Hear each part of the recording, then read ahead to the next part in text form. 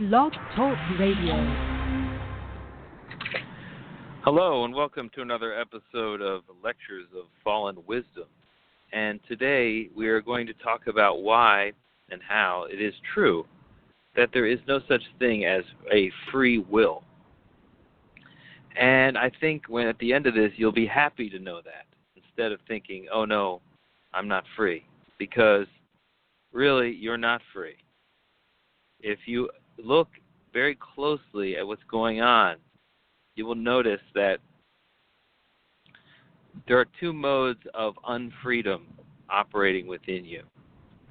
One is that you have a core persona, okay? Some call it your being, that person that you really are.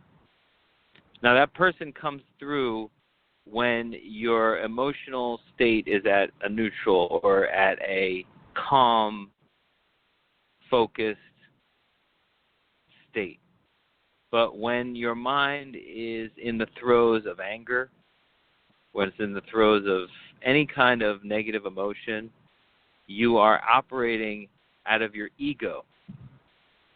So your ego determines, when you're not in a good emotional state, your ego determines your action. When you are in a decent emotional state, when things are even keel and you feel okay, your being is in control of your action. The real you, of course, is your being. That's the core of who you are. Now that person often gets distracted by the ego side of you, because the ego is the one that's experiencing all the negative emotions. But neither of these states are free. They're all reacting according to its own nature.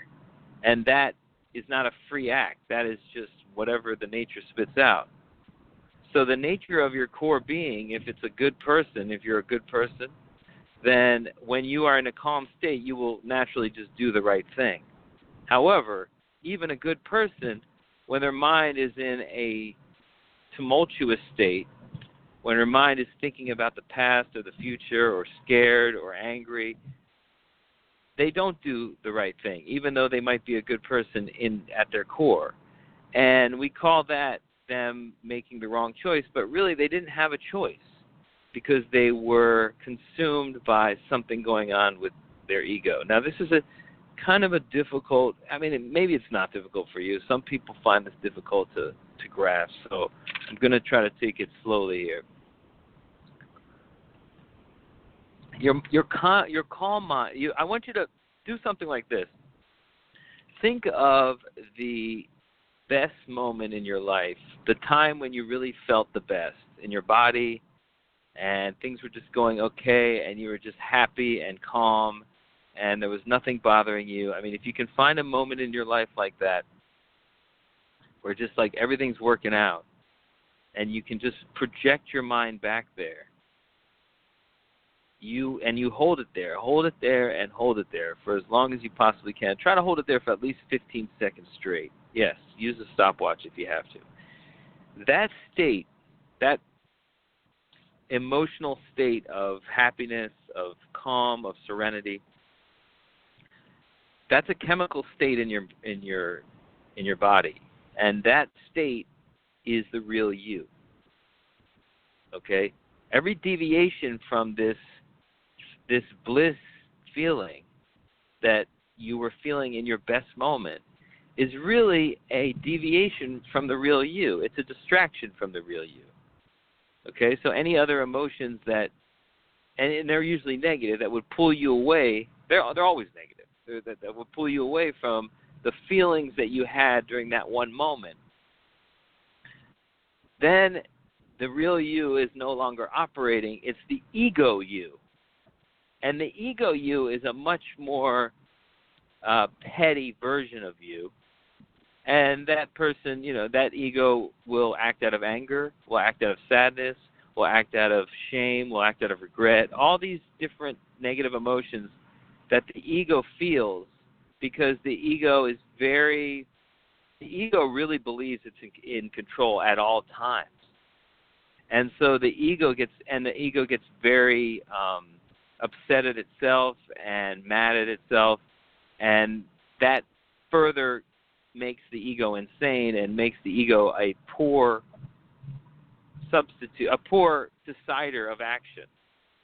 But in any case, the ego has its own sort of freedom, but ultimately it's just a reacting machine. And the being has its own kind of freedom, but really the being is just acting out of its true nature. So neither are really free. In the sense that we think like that they're just making this choice with no prior stimulus. No, like we are not gods, and there is no such thing as an uncaused cause. And so it would make sense that nobody's free. Nobody's free in the real sense of free, because there is no molecule in the universe that is free of the forces that are acting upon it. Now, this notion of free will came about in a religious context because they wanted to assign responsibility to you and to control you.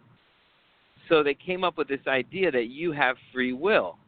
And then they want to shame you, and it's your ego that they're shaming. They want to shame your ego about all the mistakes that you make. And that's how they want you to learn. Now, there is some learning that occurs in the sense that when the ego is operating and it gets burned and it feels pain, that can affect the overall being of the person and jar it into a different mode of being. But it takes a lot of repetition for that to occur. But mainly, it's not. The being is usually the being by definition is the right being. I mean, it's like a good, normal, just happy individual. A good, normal, happy individual usually does the right thing, and that's what all these like moral philosophers, they never seem to understand. They always seem to want to come up with some formula for doing the right thing. And it's not an informational principle as so much as it is a feeling. And the only way to get the feeling to get into the feeling of understanding to get into the mind state that allows you to do the right thing, you need to abandon the concept of free will. You need to say to yourself, look, I'm either acting out of sheer calm, the closest thing to freedom that I can get to, in the sense that because I'm not being controlled by anything that I'm going to regret later. I'm not being controlled by any like crazy emotion. I'm just thinking and moving, and I'm content and everything's fine. I'm making decisions in that mind space. I say it's the closest thing to freedom. It's still not freedom, but it's the best possible outcome for you to be acting in that mind state. So how do you get to that mind state? And how do you stay out of the ego mind state, which always makes mistakes? The ego mind state is when it controls action, it doesn't do it well, because it's not the real you. It's some emotion that has taken up the real you, and that's always a falsified version of the real you. And it always ends up being either overboard or underboard. It's never quite right, because the ego just is a misbehaving part of your mind.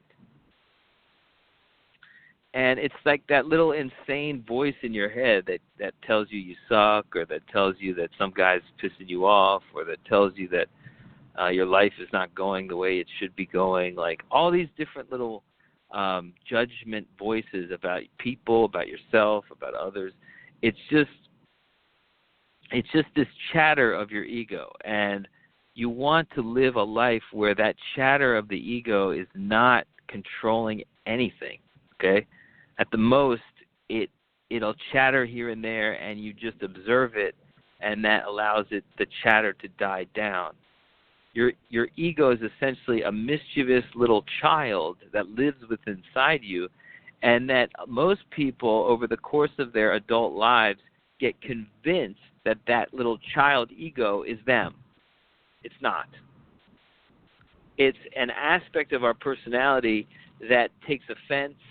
It's the one that processes all the negative emotions. It's the one that processes all the regret and all the feelings that our ego gets from doing the wrong thing. And the thing is what's ironic about it is the ego wants to take control and make sure that it's going to do the right thing. But if the ego is ever in control, the right thing is very rarely done. Now, of course, now and then people do good things out of ego, but that's never a foolproof plan. The foolproof plan to living the best life that you can and to do to behave out of the core of is to behave out of your core, is to behave not with ego interfering at all. And ego is a time-based kind of entity in the sense that it remembers the past, it fears the future, it's always thinking about time, it's always thinking about wasting time, and it's impatient. That's the thing about the ego. If you're impatient, the ego's in control. So you need to start being able to identify when the ego is taking over and figuring out how to steer it back. Now, I believe that a blanket way of steering it back is to understand that you're not responsible. The thinking you, the person that is listening to this right now, is not responsible for your action, okay? You are at best an observer, okay? The thinking, reasoning mind is just a passenger on a body that is either being controlled by its core being or its ego, which is influenced by society. The ego is influenced by so many different things. Now, of course, the being is a rendered thing. It's something that your parents probably helped form, and that it's not entirely free of societal conditioning, but for the most part it is. It's a balanced version of you. And what society mainly does is deal with the ego, especially our society. It's sort of like an ego-feeding machine. And it tries to train the ego to behave as best as possible using laws and religion and all kinds of different ways of psychologically manipulating essentially this little child in you to do the right thing. I mean, in many ways, modern society doesn't acknowledge the existence of a core being. They just think about everybody's just a bunch of little egos, and they are all trying to get they're trying to basically satisfy their little childish needs, and they're very petty, and we need to make sure that they know that they can't misbehave and that they can't steal and they can't do all kinds of transgressions that they might want to do to gain advantage for themselves, because the ego is essentially a selfish, non-enlightened being. It doesn't want necessarily anything except its own self-interest. Your core being, can easily act out of compassion, can easily act out of a sense of justice. Your core being is just, like I said, that's you when you're at your most calm and happy. And most people have been taken away from that quiet, calm space. Now, most people are trying to. There's a lot of people who are doing meditation. They go to church. This is all to get back to that core. This is all to get back to that core person. And when they talk about getting in touch with God and all that, it's just basically figuring out how to act without ego in your mind, getting that ego out of there. But the problem is that ego is so based on this feeling, I believe, in this modern society, this fiction of the free will has made ego such a powerful force, because with that fiction, ego becomes so self-important, because ego starts to regard it as the free will, and then it starts to chide itself because it's never making perfect decisions. It's always making mistakes, and there's a tremendous amount of shame that goes on with the mistakes, and our society uses shame and uses guilt and uses all kinds of negative emotions to try to get our ego to behave. And so we start internalizing that, and then we start chiding ourselves with our ego, and all these things just distract the mind from the mind from basically acting, from allowing the being to have control. So your mind is either in the throes of, it's either being guided by your core being, going to always do the right thing, and and when your mind is being guided by your core being, it's empty. It's a quiet mind. It's a quiet, happy, serene mind. There's not like jumbles of thoughts going through. There may be, but they're observed. They're not just allowed to take control of the mind.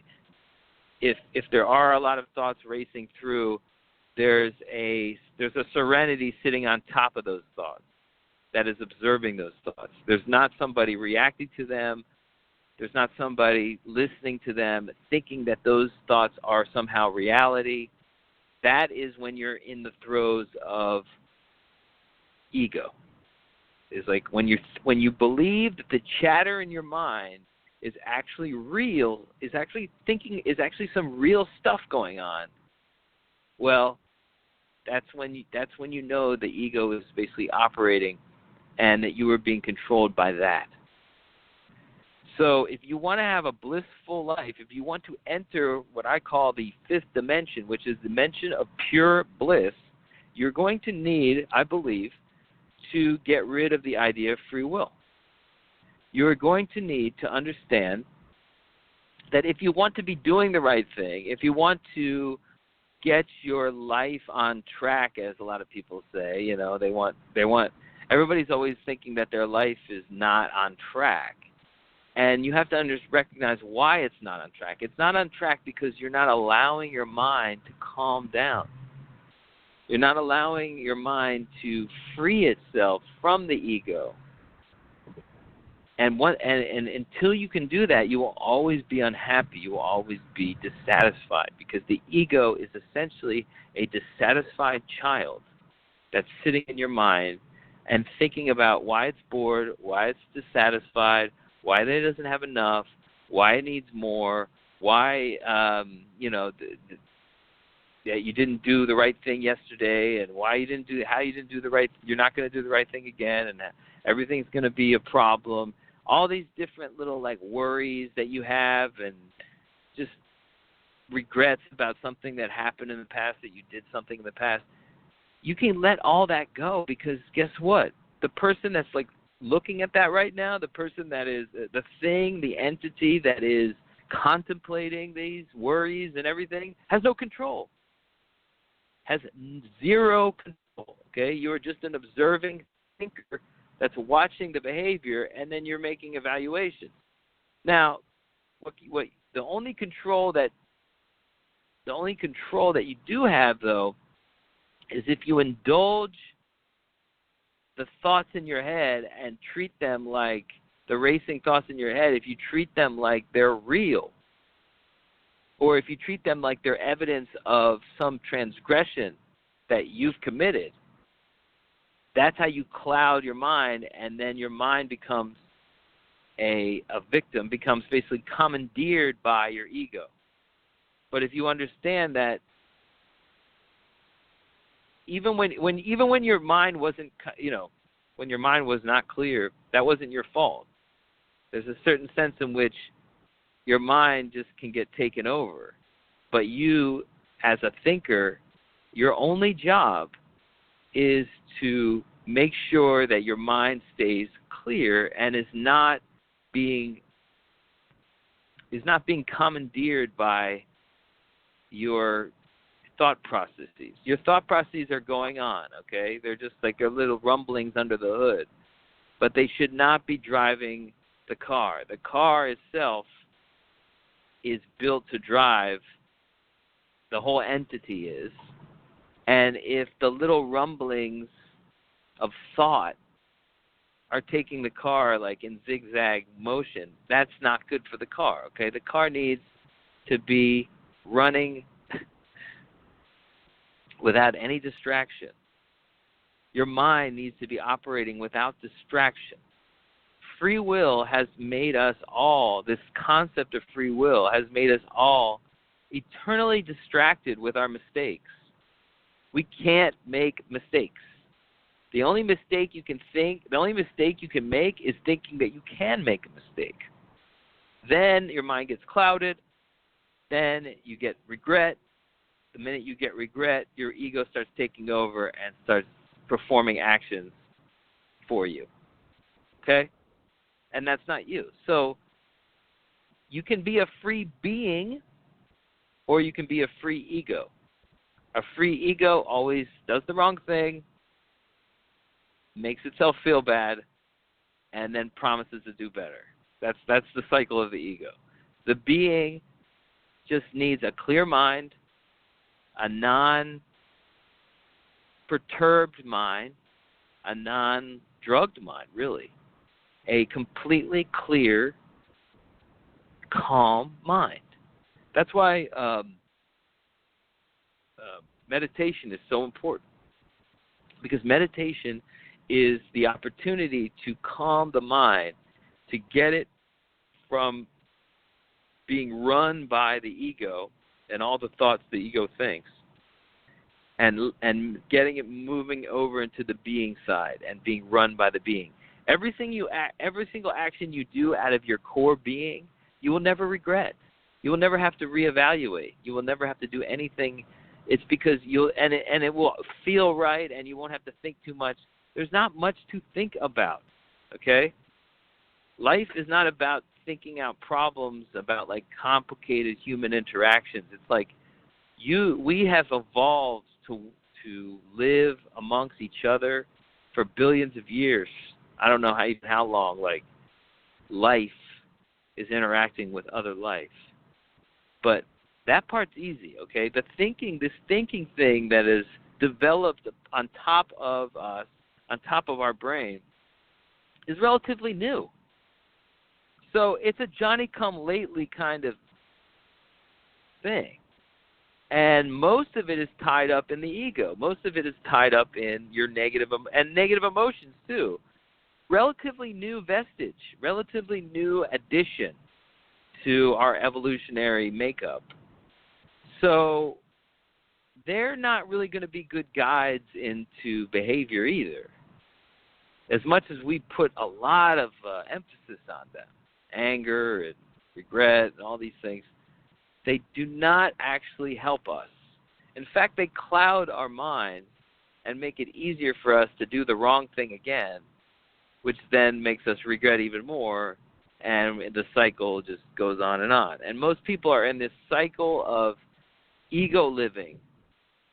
They will never be happy, okay? Now, why do they receive some temporary relief when they go to psychiatrists? Well, psychiatrists are basically helping them to reestablish their being, to talk out this chatter that's going on in their head. And what that does is that kind of dissipates it, that makes it less controlling and less like tied in knots and distracting, and puts it in the right place. Like, okay, you know what? Like that person, probably their mind is like, you know what, I'm not going to think about this until I go talk to my psychiatrist, and then I'll talk about it. And so he has an outlet for it, and so that allows him to be free, a free being, and to live and work as a productive, a normal member of society, and do the right thing all the time without thinking. The worst thing that you can do is to think that your mind has to be filled with all these kind of thoughts. It doesn't. Your mind has to be basically observed and it has to be emptied, really. I mean, you have to find ways to empty your mind. Now, people go to drugs to do that.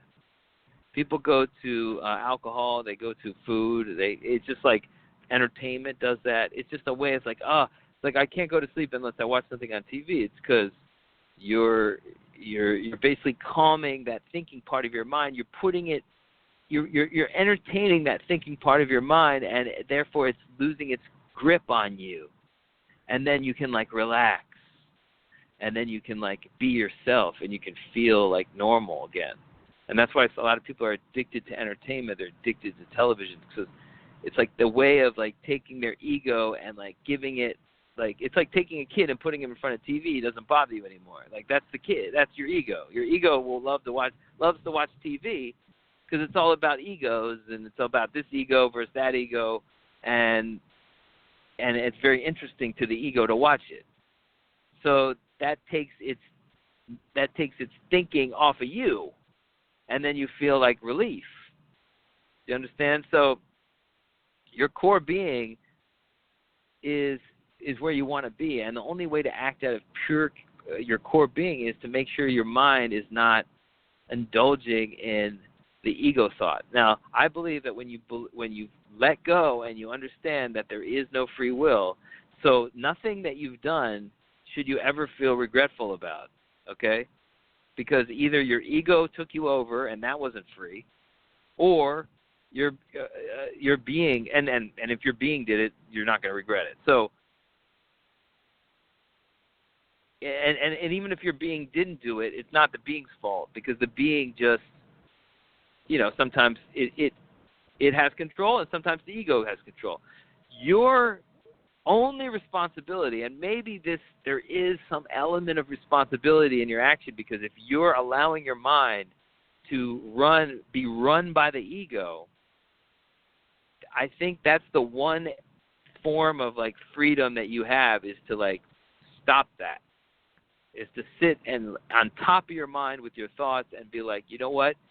I'm observing how my ego is getting my mind to get stressed out, but I'm observing it, and now it's dissipating.